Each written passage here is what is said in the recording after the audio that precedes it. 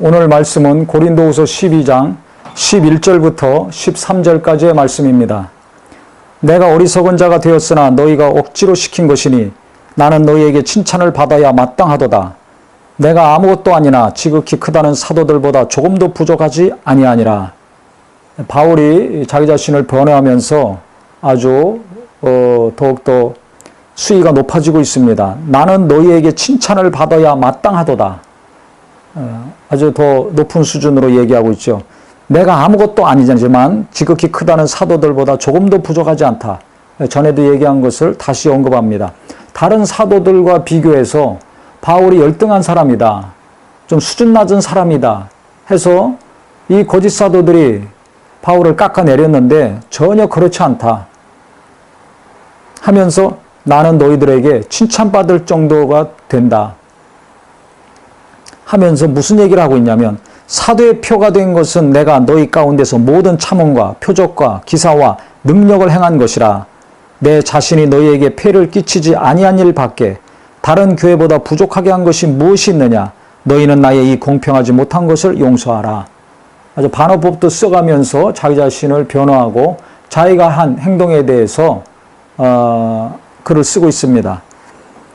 너에게 폐를 끼치지 아니한 일 밖에 다른 교회보다 부족하게 한 것이 무엇이냐. 즉 사례를 받지 않은 것. 다른 데서는 받았지만 너희에게서는 받지 않았다. 이것을 다시 언급하면서 나는 물질에 깨끗한 사람이다. 하면서 사도에 표된 것은 내가 너희 가운데서 모든 참음과 참은 것을 제일 먼저 언급을 했습니다. 그렇게 타락하고 그 다음에 분열을 일으키고 당이 생기고 고린도전서에 보면 문제가 한두 가지가 아니었죠. 그 많은 문제들이 터졌는데도 불구하고 바울이 인내하고 참았습니다. 그 하나님이 세운 사람, 하나님이 쓰시는 종의 특징은 무엇인가? 인내, 참는 것입니다. 문제가 있다고 속썩인다고 참지 못하면 어떻게 될까요? 교회는 금방 깨집니다. 완전한 사람은 없습니다. 목회자가 힘든 것이 인내해야 되기 때문에 힘듭니다. 교인이 없으면 인내해야죠. 교인들이 올 때까지. 교인들이 변화되는 게 설교 잘한다고 예배 참석했다고 변화됩니까? 많은 시간이 필요합니다. 인내하면서 기다려야 됩니다. 자식을 키우면서도 인내해야 되죠. 근데 요즘은 인내심이 갈수록 없어지고 있습니다. 그래서 자식을 버리든지 가정을 버리든지 아니면 조금만 어려우면 그냥 교회를 버리고 떠나든지 이런 분들이 있습니다. 가정에서부터 인내하는 은혜가 있어야 될 것이고 교회에서도 나하고 좀 안 맞고 좀 불편하고 한다 할지라도 인내하는 은혜가 있어야 될 것입니다. 특히 하나님이 세운 종, 하나님이 쓰시는 일꾼이라면 이것이 첫 번째가 돼야 될 것입니다. 좀 불편하고 안 맞는다고 그때그때마다 입으로 범죄한다면, 자기 마음에 있는 것을 입으로 계속 내놓는다면 하나님께도 신뢰받을 수 없고 사람들에게도 신뢰받을 수 없습니다. 근데 바울은 사도의 표, 능력 행한 거, 병 고친 거, 이적을 일으킨 것보다 모든 참음이라고 했습니다. 진실한 종, 참된 종은 인내합니다. 인내했을 때 우리 하나님이 그 다음부터 무엇인가를 부으시고 채워주시고 들어 쓰시는 일이 일어나는 것입니다. 그 다음에 뭐라고 했습니까? 표적과 기사와 능력을 행한 것이라 그랬습니다. 표적과 기사와 능력. 사람으로서는 할 수 없는 놀라운 능력들, 이적들을 하나님이 베풀어 주셨다는 것입니다. 그래서 우리가 하나님이 쓰시는 사람, 하나님이 쓰시는 종은 달라도 무엇인가 분명히 다르다는 표적이 있어야 됩니다.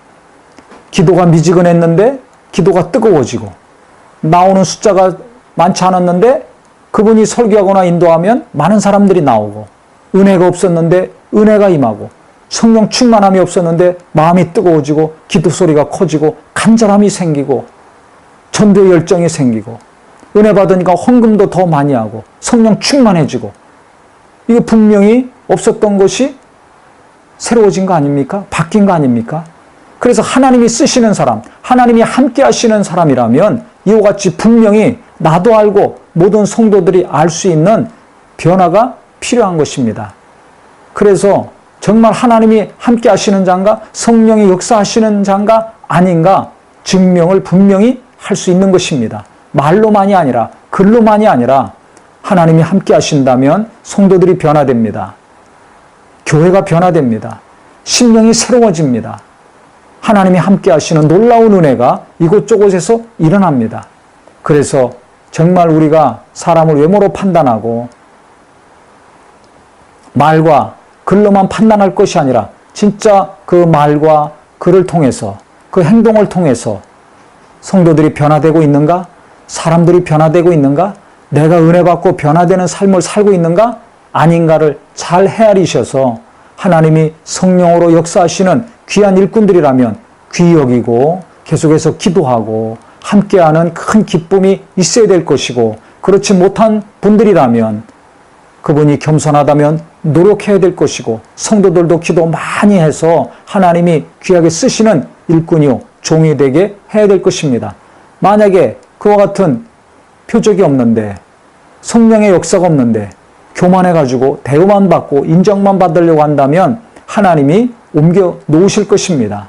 그래서 우리 모두는 정말 성령이 역사하시는 사람, 나부터 하나님이 쓰시는 일꾼이 되기를 사모하시고, 그리하여서 가족들이 나를 통해서 변화되고 내 주변에 있는 사람들이 나를 통해서 시험 드는 것이 아니라 하나님의 은혜를 받고 하나님이 역사하시는 그 역사를 통해서 주님을 더욱더 알아가는 큰 기쁨이 넘치는 복된 삶이 되기를 예수 이름으로 축원합니다.